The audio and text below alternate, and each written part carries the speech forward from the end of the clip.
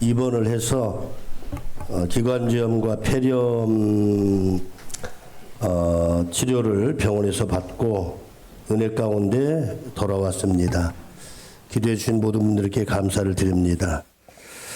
제가 병원에서 설교 영상과 또 이게 책자들을 보면서 놀라운 것은 뭐 전에도 좀 알고 있었습니다만은 한경재 목사님은 미국에서 신학교 공부할 때 폐병 환자가 돼가지고 고생했던 병원 치료 받았던 내용들이 그분의 책자에 나옵니다. 조용기 목사님도 청년 때에 폐병으로 고생을 하다가 예수님을 만나고 치료받고 사역을 했는데 그뿐만 아니라 많은 질병들을 가지고 있었다고 말씀하고 있고, 하용조 목사님도 이런 암과 이런 병들로, 옥한원 목사님도 이런 암으로 또 고생하시고, 그들 모두가 육체의 질고를 지고 사역을 했더란 것을 보게 됩니다. 왜 그랬을까 생각을 해봤습니다. 조용기 목사님 설교 들어오면은 제가 기도하고 선포하면 많은 병자들이 치료를 받고, 눈병 환자가 치료받고, 디스크 환자가 치료받고, 여러분 암덩어리가 떨어져 나가고, 여러분 악한 병이 떠나가고, 또 사탄마귀가 떠나가고, 귀신이 떠나가고, 조상마귀가 떠나가고, 그런 놀라운 역사가 많이 일어났는데, 아니 유독 왜 내 기도는 안 들어주시냐고 하나님 앞에 기도하고 그렇게 했던 때를 많이 설교 가운데, 간증 가운데 얘기합니다. 그래서 왜 하나님께서는 그러셨을까? 거기에는 먼저 교만하지 말라고, 그리고 더 많이 기도하라고, 또 환자들을 위해 더 많이 기도하라고 그런 것 같다는 생각을 했습니다. 사실 저는 이런 분들하고 등급이 같지 않은데 저기도 왜 이런 일이 좀 있을까 하면서 생각을 해봤는데, 너도 그런 등급으로 알고 기도해라. 너는 그런 등급으로 알고 성도들을 사랑하고 이렇게 신방하고 살피라. 이런 마음으로 받아들였습니다.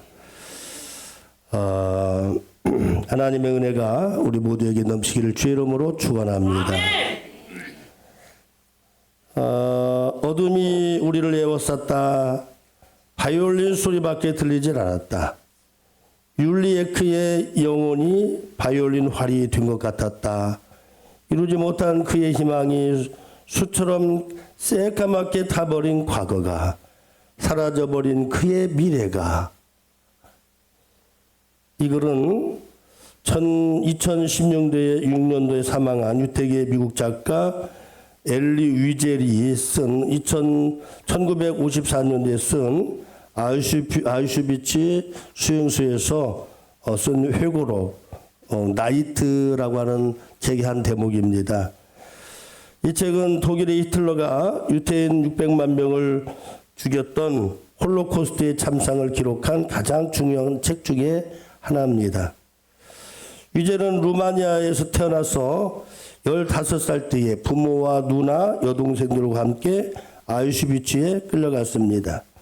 고통과 공포 앞에서 신앙도, 부모도, 가족도 다 잃고, 분노도, 복수심도 모두 버리고 결국 먹을 것에만 매달리는 인간의 밑바닥을 경험했다고 합니다. 수용자들에게 공포심을 주기 위해서 어린 소년들을 공개 처형하는 장면을 보면서 빵을 더 먹기 위해서 아버지를 죽이는 그 참상을 보았을 때 위젤은 신을 향하여 회의와 절망에 사로잡힐 수밖에 없었다라고 기록하고 있습니다. 어느 날 깊은 밤에 울려 퍼진 바이올린 소리는 유대인들에겐 연주가 금지된 베토벤의 곡이었다고 합니다. 어떤 곡인지는 모르지만 베토벤의 곡. 베토벤의 그 곡들이 너무 웅장하고 희망찬 곡들이 있었기 때문에 이런 것들을 싫어했던 것 같습니다. 그날 밤 연주하던 소녀는 밤을 넘기지 못하고 죽음으로 변했다. 죽음을 당했다. 수용소에서 가족을 다 잃어버린 그는 전쟁이 끝난 뒤 석방되어 프랑스에서 공부를 하고 1960년대부터는 미국에서 언론인으로 활동했습니다. 그는 인권 문제에 관한 한 적극적인 개입만이 해결책이라고 강조하면서 그런 많은 작품과 인권 문제에 앞장서 1986년도에 노벨 평화상을 받았습니다. 그 노벨 평화상 수락 연설에서 이렇게 표현했습니다. 중립은 희생자들에게 아무런 도움이 되지 않습니다. 침묵은 결과적으로 가해자의 편에 서게 되는 것입니다. 인간의 목숨이, 인간의 존엄성이 위협받을 때는 국경을 초월해서 나서야 합니다. 이렇게 연설했다고 합니다. 엘리 위젤은 수용소에서 희망이 사라지는 것을 경험했습니다. 그러나 그의 생존은 다른 많은 사람들이 또다시 희망이 되었습니다. 한 사람의 증언이, 그 아우슈비츠의 증언이, 그 독일 히틀러의 그 악독한 글들에 대한 그 모든 일들에 대해서 증언하는 것이 이렇게 큰 능력을 가진 것을 볼 때에 죽음을 이기신 부활의 권세는 당연히 온 세상의 인류의 희망이 되는 줄로 믿습니다. 아멘. 사랑하는 성도 여러분, 오늘은 부활절 두 번째 주일을 맞이해서 부활의 기쁨 가운데 모였습니다. 하지만 오늘 본문에 등장하는 제자들의 모습은 기쁨과는 전혀 관계가 멉니다. 예수님의 부활이 있은 이후의 일인데 요한복음 20장 19절에 보면 한번 읽도록 하겠습니다. 시작. 이날 곧 안식 후 첫날 저녁 때에 제자들이 유대인들을 두려워하여 모인 곳에 문을 닫았더니 라고 기록합니다. 여기서 문을 닫았다는 말은 무슨 말일까요? 이 단어는 그냥 문을 닫았다 걸어 잠궜다는 그런 의미를 넘어서 외부와의 소통을 단절하고 공포 속에 있었다라는 의미를 가지고 있습니다. 오늘날 우리도 제자들과 다르지 않습니다. 어떤 때는 전쟁에 대한 두려움, 미래에 대한 불신, 불안, 질병에 대한 염려, 사람들과의 관계에서 오는 상처 때문에 마음의 문을 꼭꼭 닫아버리고 숨어질 때가 얼마나 많이 있습니까? 그러나 바로 그런 자리에 부활하신 예수님이 찾아오심을 믿으시기를 바랍니다. 아멘. 벽을 뚫고 닫힌 마음을 뚫고 들어오셨어. 주님은 네 가지 거대한 권세, 하늘의 권세를 주십니다.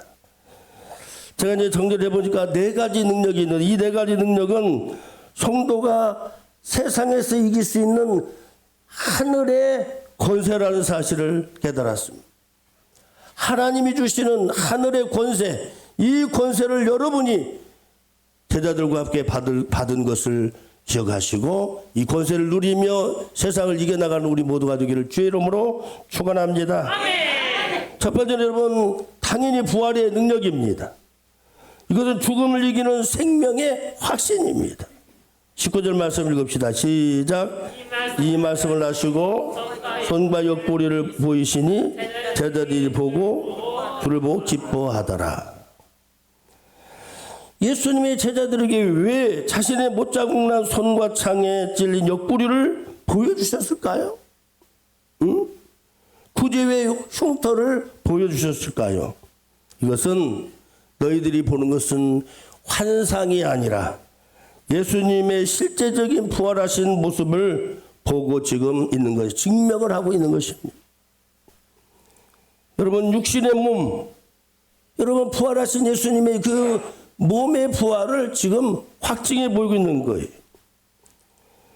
죽음이 끝이라고 생각했던 이 요한의 신앙 공동체, 여러분 요한복음은 요한이 알고 있는 사람들에게 보여진 그런 편지로 보여집니다.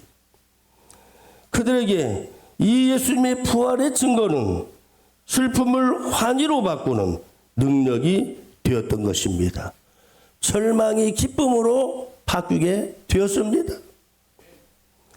우리에게도 이 부활의 능력이 있음을 믿으시기를 바랍니다.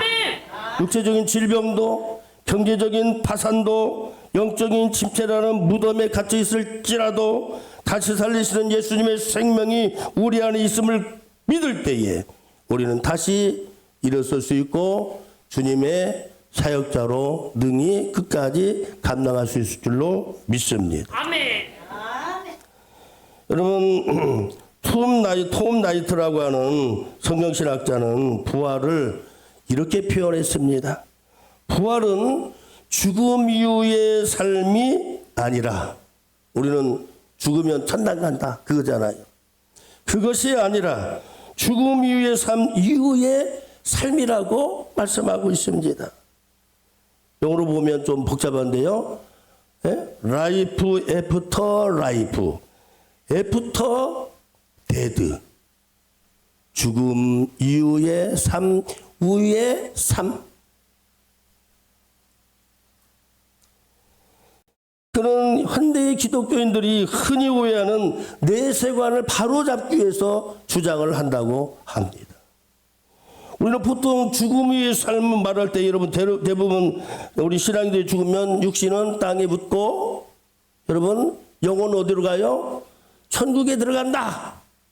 우리가 초상 때에 당연히 하는 말입니다. 여러분 그러나 이 라이트는 그것이 기독교의 최종 목적지가 아니라고 말합니다.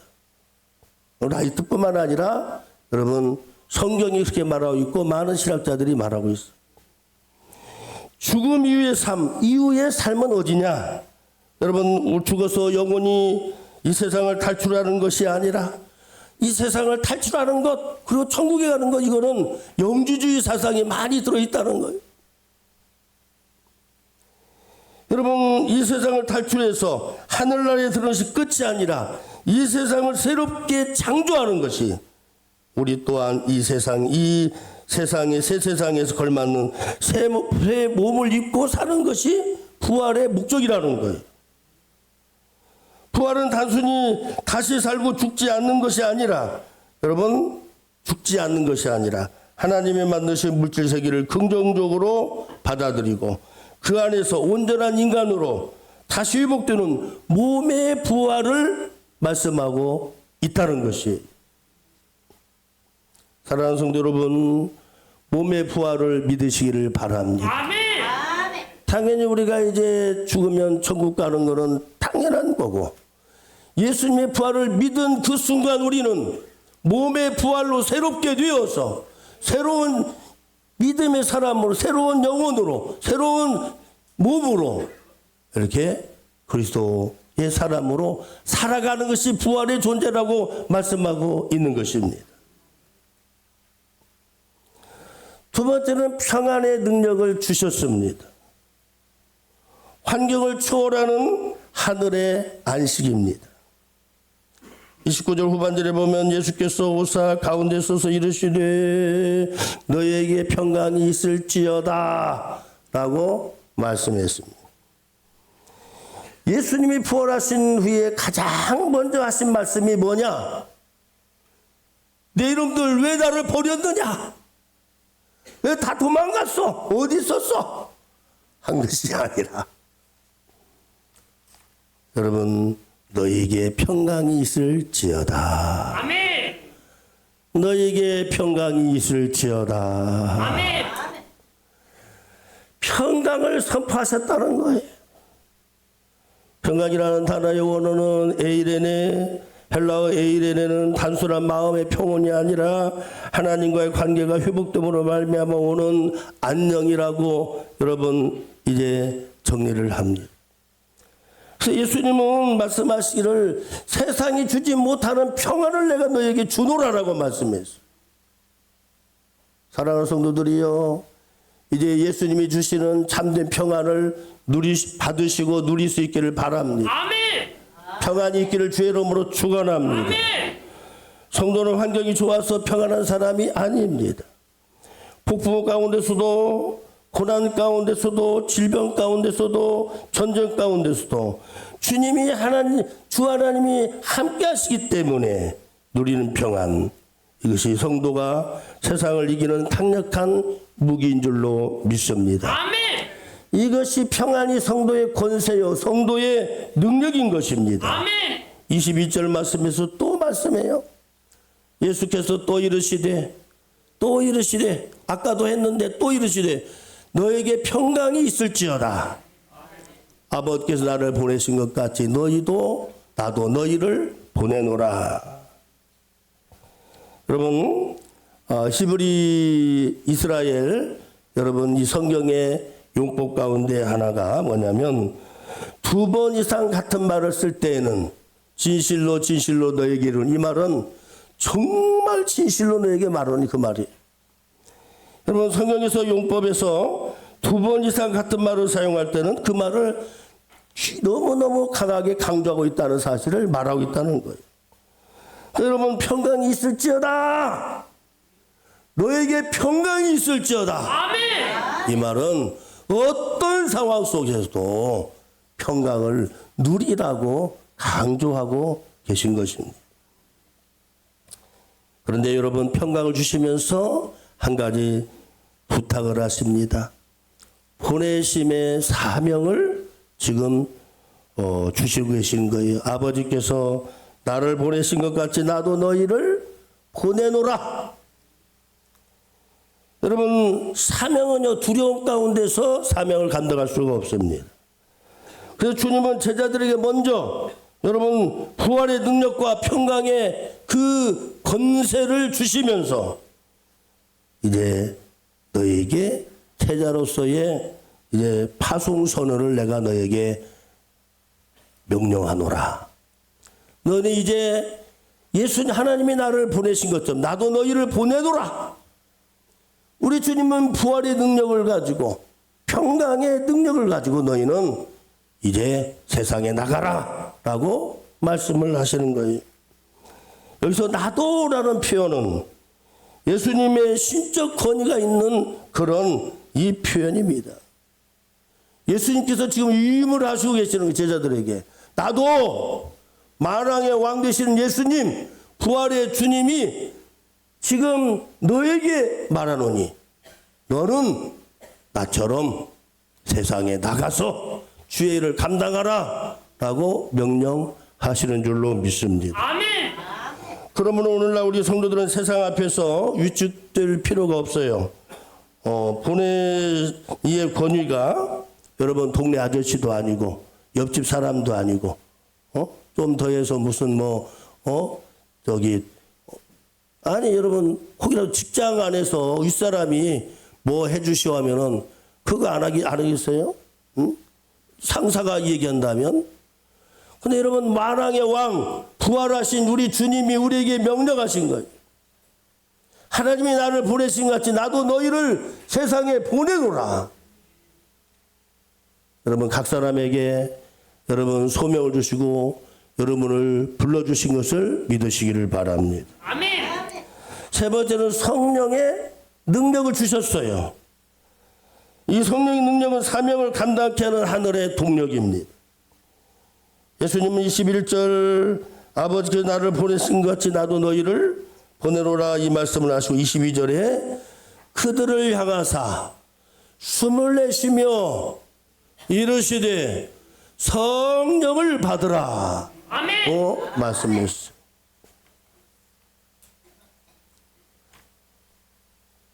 이번에 병원에 입원하면서 서로 막 이리 끌고 가고 저리 끌고 가고 보니까 제가 가끔 이렇게 추운 날씨도 아닌데 옆구리 등 쪽으로 해서 이게 좀 통증이 있으면서 충기가 들고 오한이 든다 이런 말을 하고 좀 그러니까 저를 그냥 무슨 호흡기 그쪽에 가지고 막 숨을 이게 받아들여가지고 그렇게 하면서 부르라는 거예요. 이걸 하여간 몇 번을 하지 10번을 한 것 같아. 근데요, 숨 쉬는 것이 그렇게 편안했는데 거기 가지고 숨을 쉬는데 숨이 안 나오는 거예요. 선생님 6초 이상이 안 나오고 6초 이상. 그리고 옛날에 염려가 돼가지고 제가 한번 코 막고 한번 연습했거든요. 한 1분까지 가까이 나가 코를 막고 물속에서 참았는데, 거기 가가지고는 이제 물론 이제 지금 그 이제 질병이 이제 안에 있는 상태에서 조금 하면 막 기침이 나오고 막 이제 간에 끓는 소리가 나오면서 6초를 못 넘긴다는 거예요. 6초를 못 넘긴다. 있는 힘을 다해서 6초 이상을 하는데요. 여러분, 숨이 이렇게 중요해요. 여러분, 예수님이 숨을 내쉬는 것은 창세기에서 하나님이 인간에게 생기를 불어넣으신 장면을 연상하게 합니다. 요한은 예수님의 부활을 통해서 인류의 제2의 창조가 일어났음을 지금 당조하고 있다고 생각합니다. 여러분, 제가 요즘 말을 많이 합니다만은 보뇌표라고 하는 여러분 신학자는, 그리고 우리에게 많이 여러분 이제 알려진 이 보뇌표는 성도가 세상에 보내심을 받은 것은 자신의 능력이 아니라 그리스도의 숨결을 가지고 성령으로만 가능한 일이다. 성령 받은 사람만이 할 일이다. 이렇게 역설을 했습니다. 사랑하는 성도 여러분, 내 힘으로 내 의지로 성도의 삶, 제자의 삶을 살 수 없다는 말씀입니다. 성령이 임할 때에 두려움을 이기고 세상 밖으로 나갈 수 있는 용기를 얻게 되는 것입니다. 그런데 성령 받으라 이 말씀 가운데는 여러분 성령 충만을 받으라는 말씀을 포함하고 있습니다. 예수 그리스도를 여러분 믿을 때에 여러분 예수님으로 하지 아니하고 성령으로 하지 아니하고 예수를 믿을 수 없다고 그랬어요.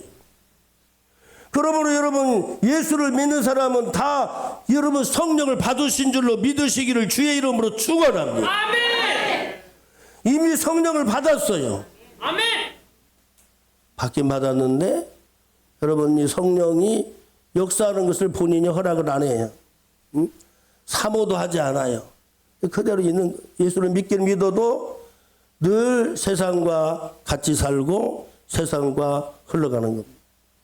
네, 여러분 성령 받은 이후에 성령 충만을 누릴 수 있기를 주의 이름으로 축원합니다.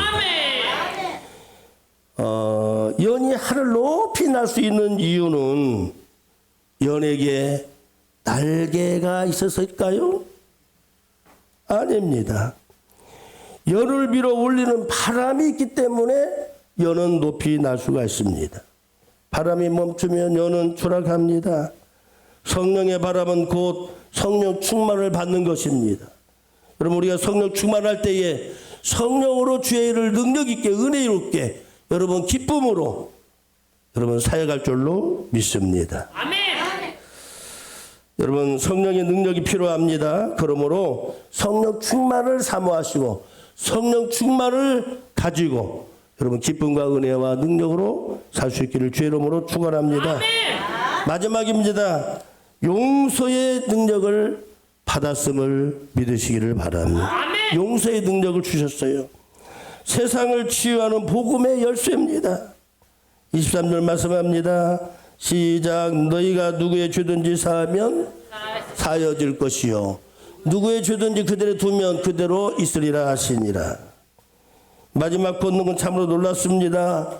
내가 누구의 죄든지 사하면 여러분 용서받을 수 있다는 거예요. 이는 심판주가 되라는 말이 아니라 복음을 전하는 사람들을 복음을 전할 때에 죄에서 자유케 되는 놀라운 역사를 경험하게 하라. 이런 말씀을 화목의 직분을 주셨다는 말씀입니다. 제가 이 말씀을 준비하면서 아니 부활의 능력과 평강의 권세와 성령의 능력을 주셨다는 말씀은 이해를 하겠는데 왜 마지막에 왜 마지막에 갑자기 이 말씀을 하실까? 용서에 대한 말씀을 왜 하실까? 왜 하실까? 여러분 의문이 들지 않습니까? 내가 물어보니까 그러네? 그런 생각 들지 않아요? 맥락이 잘 안 맞는 내용 아닌가? 이런 생각이 들었습니다. 그래서 주석을 찾아봤습니다. 몇 가지 의견들이 있었는데 가장 많은 주장은 뭐냐면 용서의 선언은 곧 복음 전파의 사명과 직결이 된다는 거예요. 나도 너희를 보내노라 파송 선언을 하셨습니다. 그렇다면 제자들이 세상에 나가서 전해야 될 복음은 뭐냐면 핵심이 죄사함의 은총이라는 거예요. 그러므로 예수를 믿는 자들에게는 예수를 믿으면 구원받고 죄에서 사함을 얻습니다 라는 이 말을 하라는 거예요. 여러분 죄를 회개하십시오. 죄에서 자유함을 얻으십시오. 아멘. 죄를 회개함으로 말미암아 죄사함을 얻고 구원의 백성으로 살아갈 수 있기를 바랍니다. 아멘. 이렇게 설교를 하라는 거예요. 여러분 이 말씀은 제자들에게 개인적인 심판권을 주는 것이 아니라 이 복음 전파를 통해서 죄에서 해방하거나 혹은 또 죄 아래 머물게 하는 복음의 결정권을 위임받았다는 것을 의미하고 있는 것입니다. 사랑하는 성도 여러분, 예수님은 제자들을 세상에 보내시면서 군대를 조직하시면서 야 끌고 나가라 이렇게 말씀하지 않았습니다.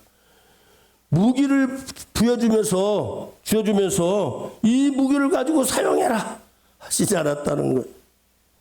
대신 여러분 부활의 권능을 주셨고 평강의 은총을 주셨고 예수님의 팔자취를 보여주시면서 성령의 숨결을 불어넣어 주시고 용서의 은혜를 주셨습니다. 아멘.